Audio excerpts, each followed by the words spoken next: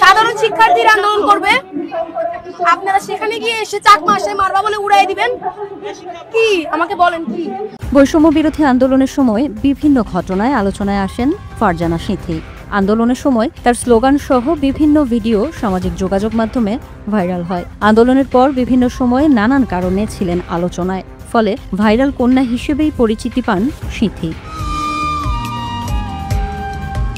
সম্প্রতি মিউজিক ভিডিওতে মডেল হয়েছেন তিনি। সবশেষ দেখা গেছে হাবিব ওয়াহিদের একটি মিউজিক ভিডিওতে একলা মানুষ শিরোনামের এই গানচিত্রে মডেল হিসেবে ছিলেন তিনি। এবার সেই সিথি ধর্ষণের হুমকি পেয়েছেন। খালেদ মাহমুদ হৃদয় খান নামের এক কন্টেন্ট ক্রিয়েটরের কাছ থেকে ধর্ষণের হুমকি পেয়েছেন বলে জানিয়েছেন তিনি।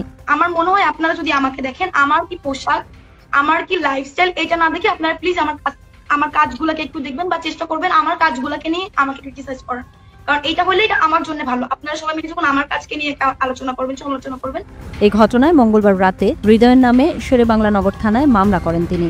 সিথি গণমাধ্যমকে বলেন, ২৭ ফেব্রুয়ারি হৃদয় ফেসবুক লাইভে এসে আমাকে ধর্ষণের হুমকি দেন। পাশাপাশি আমার জীবনযাপন, চলাফেরা, পোশাক আশাক নিয়ে নোংরাভাবে কথা বলে। সেই সঙ্গে আমাকে ধর্ষণ করলে তিনি পুরস্কার দেবেন বলেও ঘোষণা দেন।